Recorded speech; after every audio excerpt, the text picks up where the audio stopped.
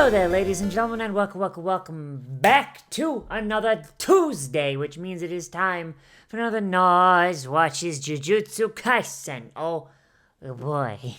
So in the last episode, Itadori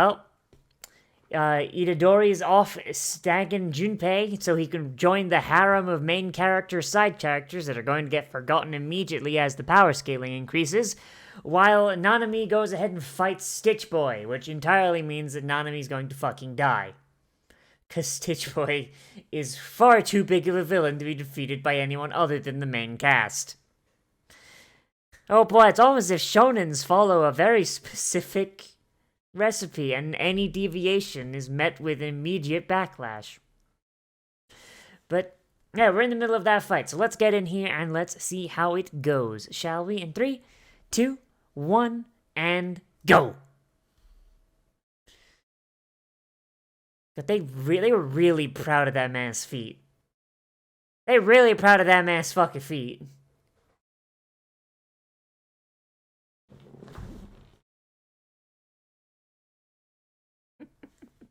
You ran into his secret curse technique. Overtime! If he has to work beyond a standard 9-to-5 work week, his power triples in size.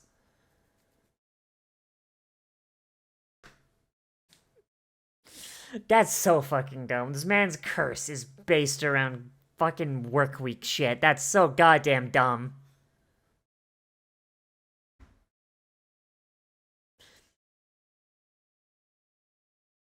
And now he's adding the... My man, you doubling up on the fucking pacts? Jesus.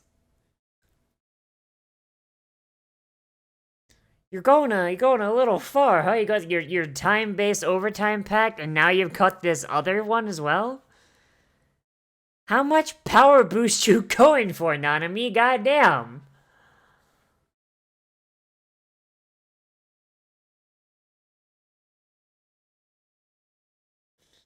Yeah, I don't think that's gonna happen, seeing as his entire thing is he's just every single angry human. Like, just coalesced into one fucking being.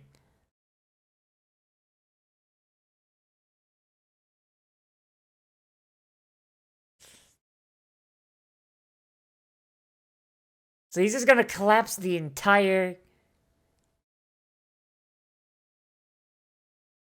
He's just gonna collapse this entire fucking sewer, isn't he? Like, the entirety of Tokyo is gonna collapse in itself.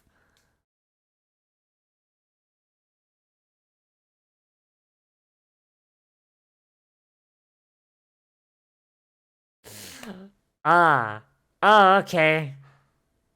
What happened to killing him immediately or wait until he ran out of energy, Nanami?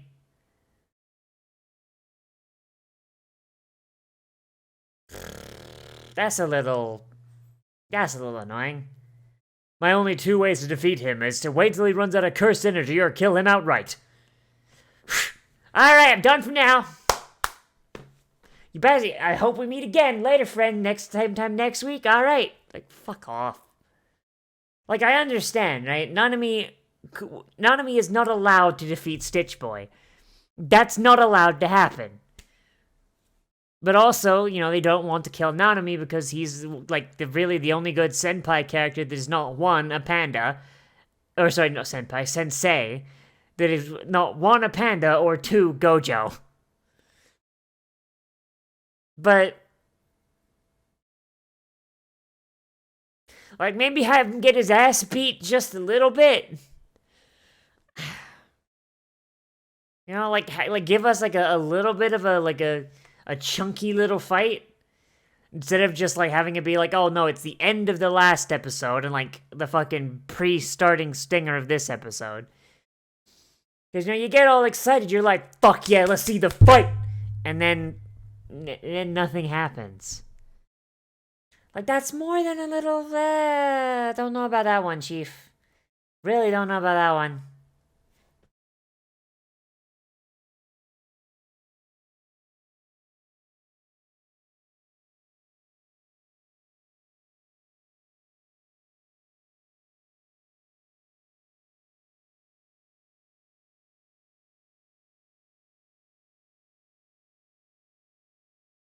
Maybe you should, maybe you should hold off just a little bit, my gamer.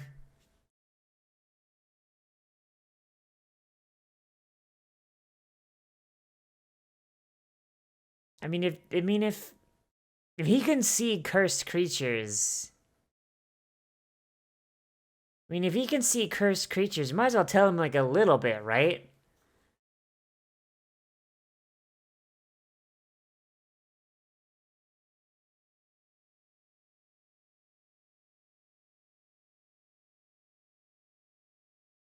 And if you befriend them, then that means you can fucking betray them later on. Haha.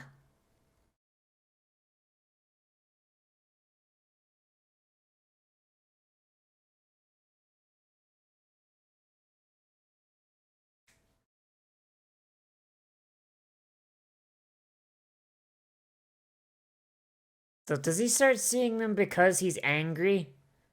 Because he's like an angry boy?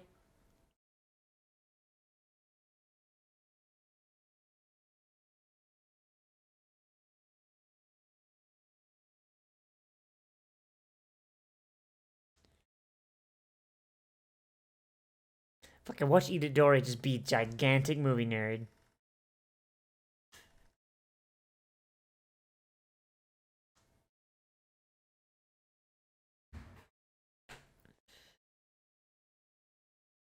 Never heard of a slasher film being called a splatter film? I guess that's just the Japanese. Yeah, the giant fucking nerds! Bonding after over horror movies! I love these dumb fucking nerds!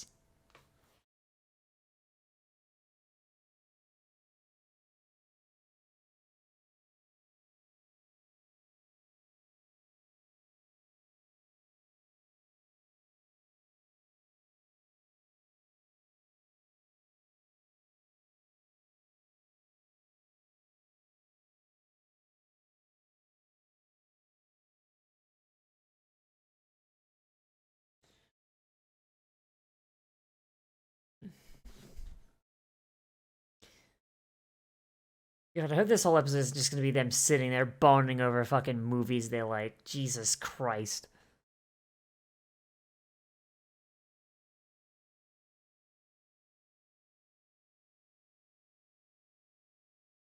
I feel so goddamn left out, because apparently, like, theaters, like, in America do play old films, like, a ton.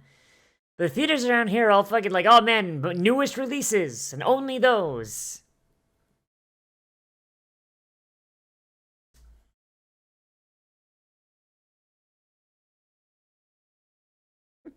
Even more unusual to see you with somebody your own age who you're acting friendly towards, you fucking incel.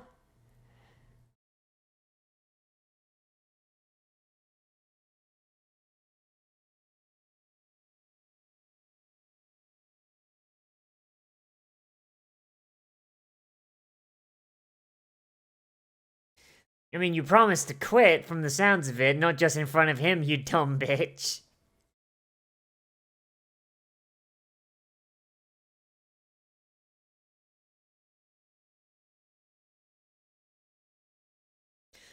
What the fuck are they talking about?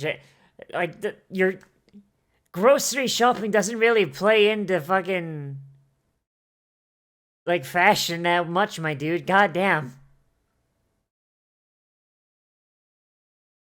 Hey, at least they made a friend.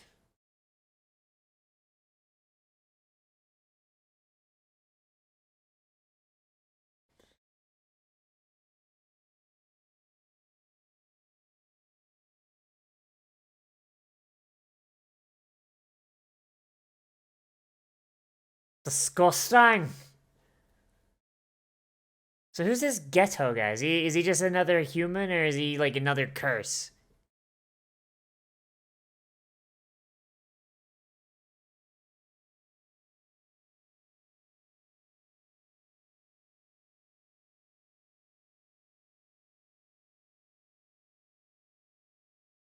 Christ.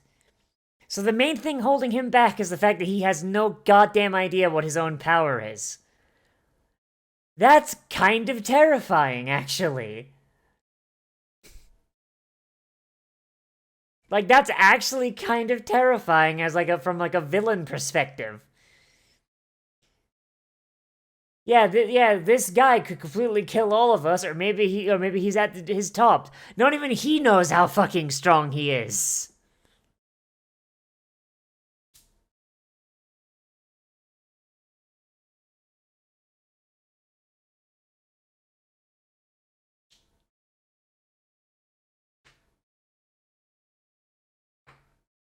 So why did you spend all this time running after a fucking loose curse that was seemingly doing nothing?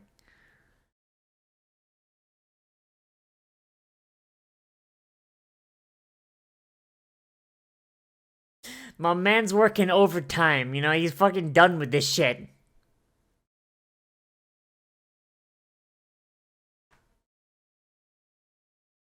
Oh boy, he got... My man's got lit the fuck up, I forgot about that.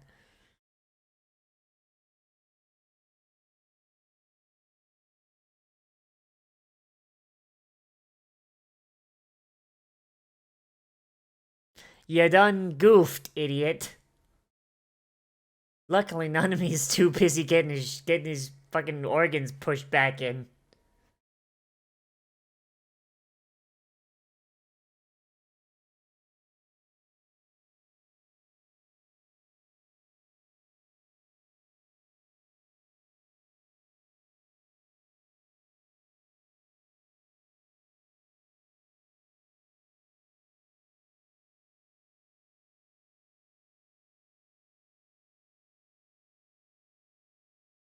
So technically, he's weaker than his underlings. That's fun.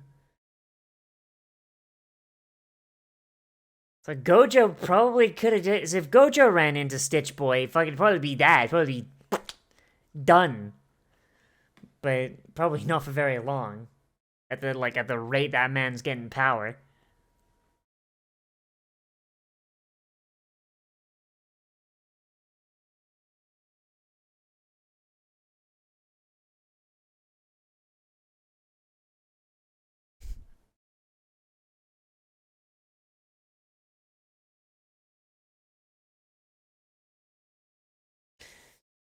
Yeah, I feel like she's not a super... I feel like she's not a super great mother just smoking and drinking the entire time.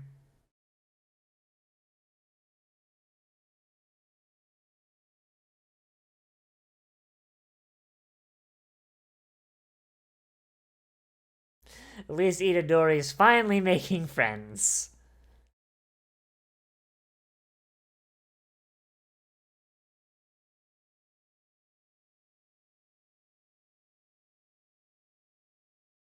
I don't think nice would be the word I'd use. A horrible, irresponsible drunk, probably, so far for what we've seen. Your son invites a friend round. You get fucking blackout goddamn drunk. Hmm.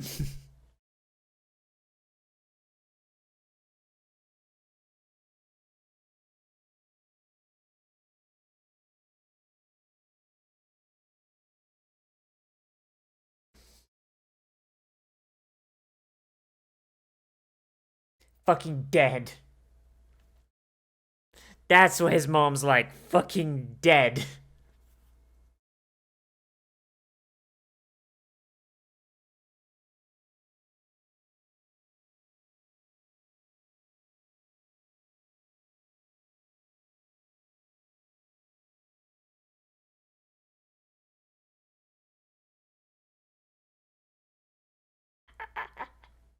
Oh my god, fucking Itadori's such a shitter. He's a good boy.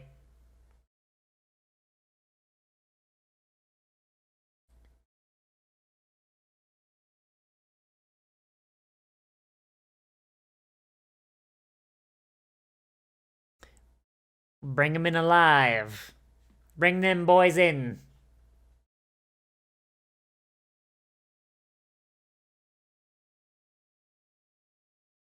Oh my god, he's fucking quoting Batman.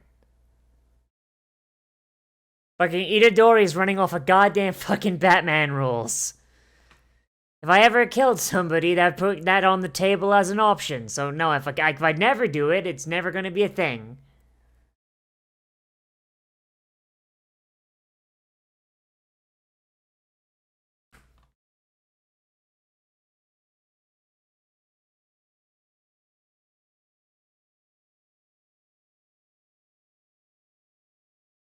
Remain pure for your horrible drunk of a mom.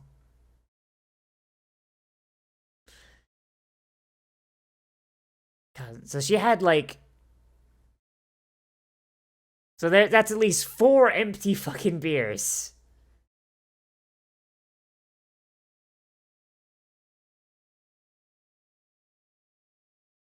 Oh no.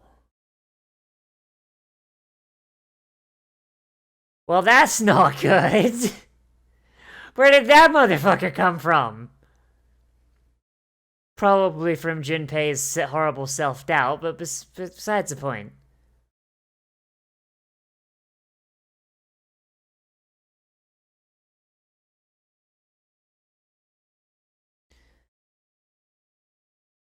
So how did that finger get there, though?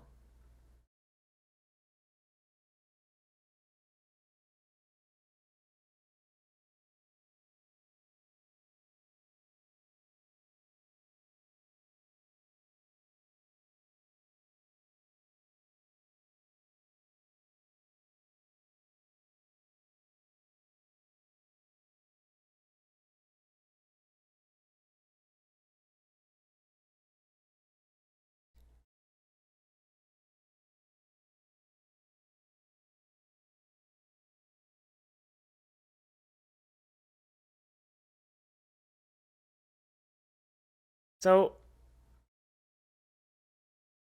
So did Junpei get her killed, or, like, how did the finger get there? Where the fuck is Junpei?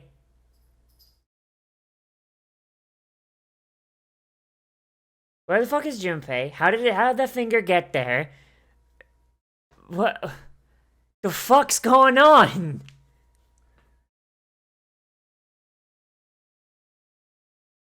Hmm. And if the finger was there, then why didn't Itadori, like, clock its existence? What the fuck? Like, Itadori was right fucking there.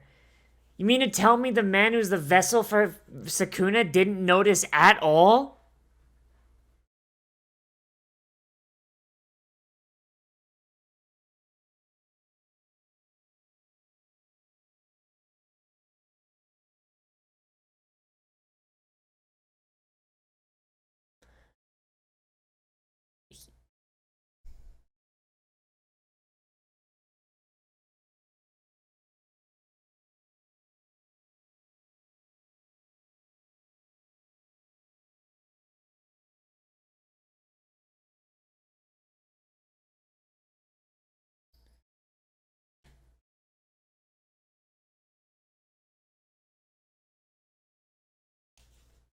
Fucking...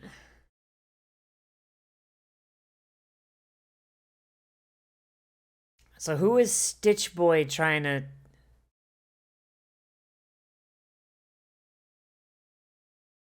Who is Stitch Boy trying to place the blame on that one? Because he doesn't seem like he's trying to put the blame on Itadori, but... Also, he doesn't want to reveal that he knows who Itadori is.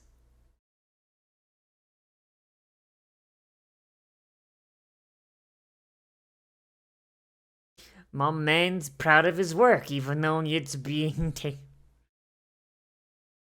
Oh,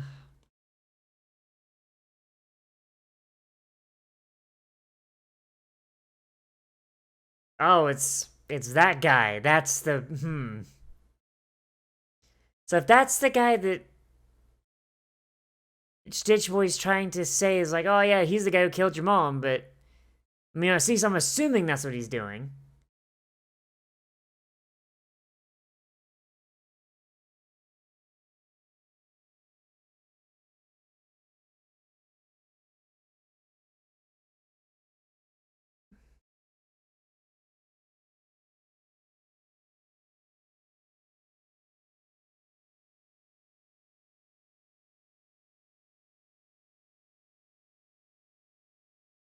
The windows?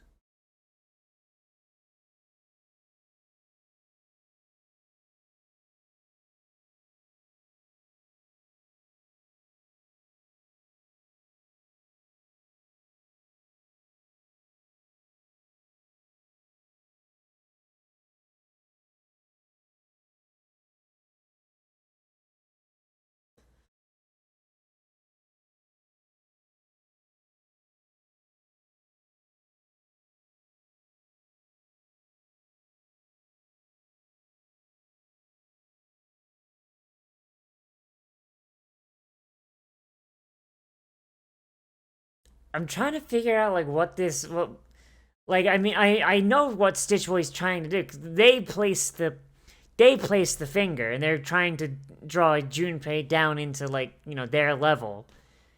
You know? They kill his mom, they remove his support, they basically force him down into the dark side.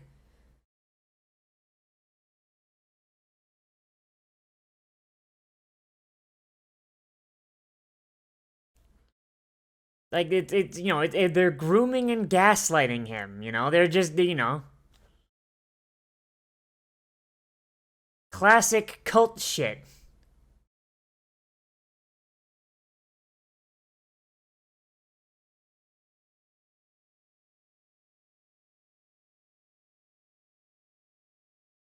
But at the same time, this is a big hoo boy.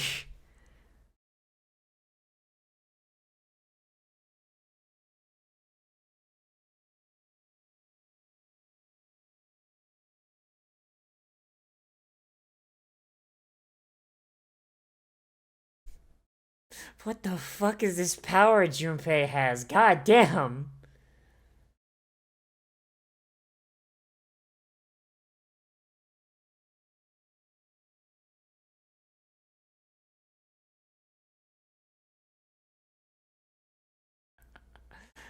Telekinesis, a weird like disease thing. Fuck, my man wound up with some cream crop powers. Holy shit!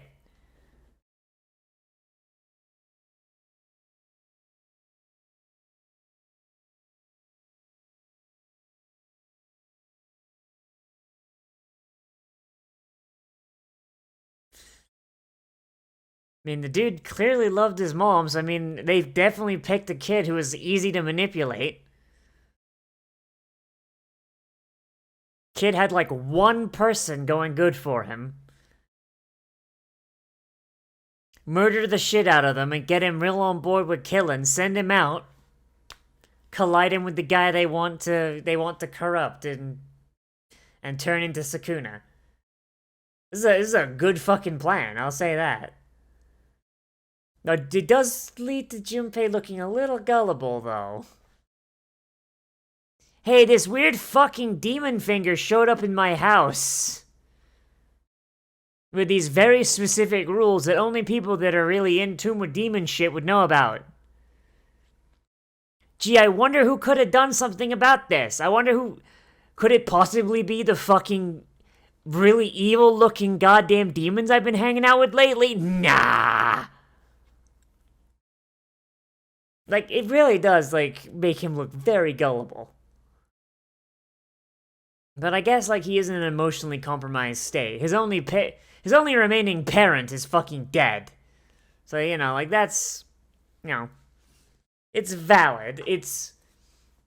Like, it makes him look gullible, but the gullibility is explained by the circumstances that he finds himself in. So... I guess it's fine.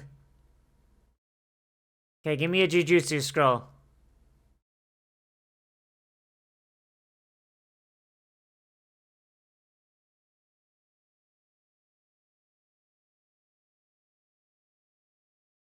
What the fuck?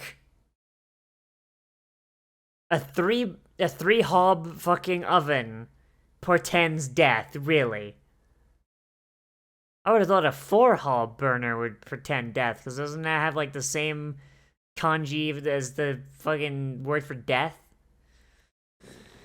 Oh boy, but But hey, JuJutsu Kaisen continues to be a pretty decent show. Um, it's still slavishly following the fucking shonen blueprint.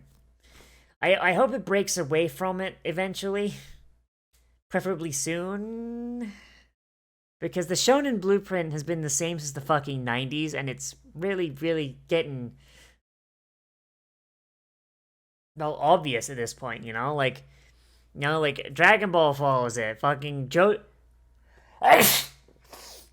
JoJo's followed it. Fucking Naruto followed it. Fucking Boruto, the sequel to Naruto, is following it, which is really fucking bad. Like, every fucking shonen follows the exact same goddamn formula, and it gets really fucking annoying. Especially when this show is probably a lot more unique than a lot of the other ones, because one, it's set in the modern day. Two, it brings in a lot of yokai shit, and there's a ton of yokai shit that isn't, like, also set in fantasy time. So, it is a premise that, while not entirely unique, is something that you don't see often enough. So, being slavishly stuck to a shonen formula, not great. And it also does lead to the shortcutting of a few things that are just so fucking cool in theory. Like the fight between Nanami and Stitch Boy. That could have been such a fucking cool section, but instead it's just like, okay, well, neither of these characters can die because one's a fucking sensei character and the other one is the main villain. So clearly this has to end in a tie. I mean, it's a little annoying because they probably could have just had it end in a tie last episode, and then we wouldn't have had like an entire week of being like, oh boy, I wonder what's going to happen. I will say it was a really nice introduction to a few more things, like say like the pact that Nanami has, where if he fights, if he's like doing jujutsu sorcerer work for longer than like the fucking like 10 to 6 or 9 to 5, whatever the fuck you want to call it, like he does get a big power boost. Like, so that's pretty neat. We got like a more information about his power and the specific mechanics of how it works. And also we learned a bit more about Stitch Boy, how his power works, and how the fact that he doesn't even know what all his fucking powers are, which is pretty neat actually for a villain. And this does kind of lead to me hoping that they are going to move away from the generic shonen formula, because usually it's like, oh, I'm the villain, I must gain more power. Now it's like, I'm the villain, I have all this power, but I don't even know how the fuck half of it works. Like, that's pretty fucking neat, because it shows that because it gives us a really, really super powerful villain, allows the ceiling for his power to be ridiculously fucking high or low as it requires to be by the end of the show, while also giving the protagonist a chance to fucking get him. Because, like, at this point, it's a matter of bear in mind, like, fucking, like, Stitch Boy and Itadori haven't even met yet, so it's not even on the table, but I imagine they will, because, once again, the formula.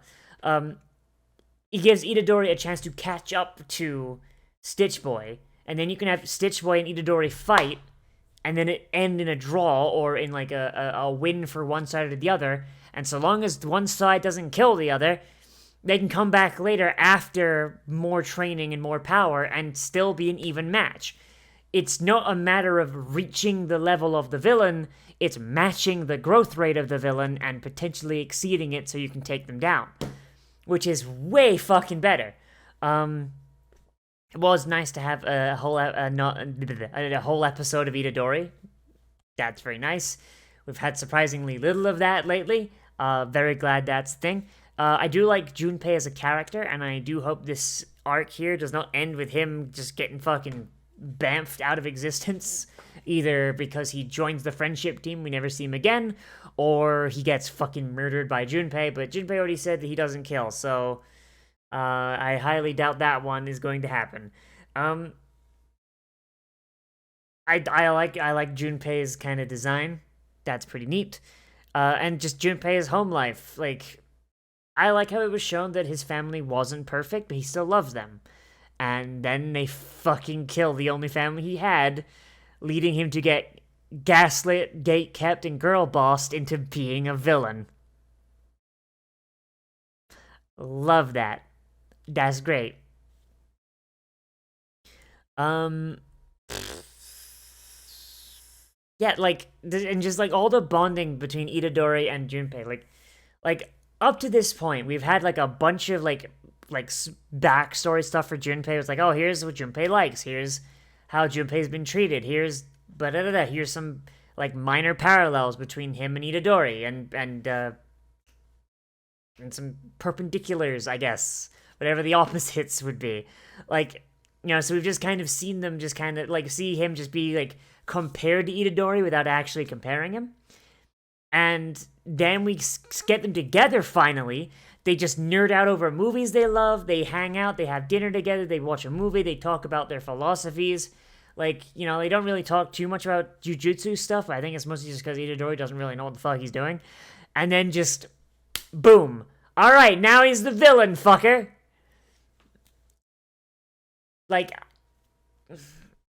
big thumbs up. I honestly, I really, really like this episode. I think the only problem I have with JuJutsu Kaisen so far is just how slavish it is to the fucking shonen formula. And I know I keep saying that, but I just wanted to reinforce it here because that is like the major negative. That's the main one.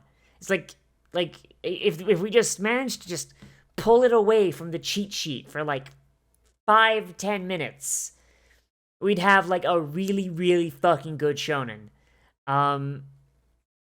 But it's until it takes those training wheels off, it is going to have that hanging over it. Because we're always going to know how it's going to fucking end, more or less. But if they do pull away from it, and they pull away from it soon, it could be really good. Because if something happens, or it's like, oh yeah, no, okay, then the formula says this happens, and then doesn't, something completely else happens, it just spirals off. Like, that's going to be like a big, like, whoa! Moment, and that's going to really it's gonna do numbers, you know what I'm saying? But yeah, oh yeah, and the revelation that like Stitch Boy, literally a child, like he's barely existed for any amount of time and he's already this strong. That's pretty neat. That's pretty, like, just the idea, just like, no, this guy, like, literally, this guy is this powerful, and he's, like, a week old. And he's growing exponentially, so you best fucking hurry up, Itadori, you sack of garbage. Eat the fingers, bigot. But that's really all I gotta say. Show good. Episode good. Very, very minor concern, but once again, it's a concern. Once we hit the end of the season, I'll be able to say whether or not it's actually a major problem, or if it's a storytelling device. Who knows? Because we've still got, like, I'm assuming this is like a 24 episode thing, so we've got at least 12 more episodes to figure it out. I'm assuming. But watch this be the one thing that I don't just assume 13 episodes, and it's 13 episodes. But, like, I'm not gonna check because I don't want, like, any fucking synopses or anything. So I'm hoping for 24, maybe more. But that's really all I gotta say. So let me know what you thought of this down there in the comments. Whether you like this episode, you dislike this episode, or you want to bring up something that I forgot to talk about, which is entirely possible. Oh boy. Remember to like, comment, favorite, subscribe, share social media, tell your friends, hit the share button down below. If you want, you can always support me on Patreon or via Streamlabs, which is linked down there in the description.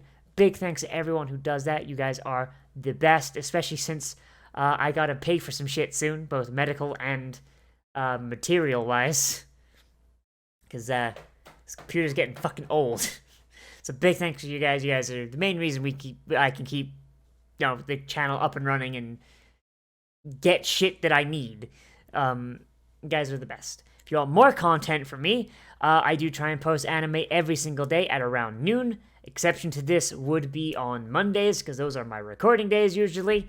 And I also live stream every day at around 5 o'clock. I'm changing it to there because 3 o'clock I just haven't been able to meet it most of the day. So 5 o'clock, that's when we're going to be streaming from now on. And that might actually be better for some people.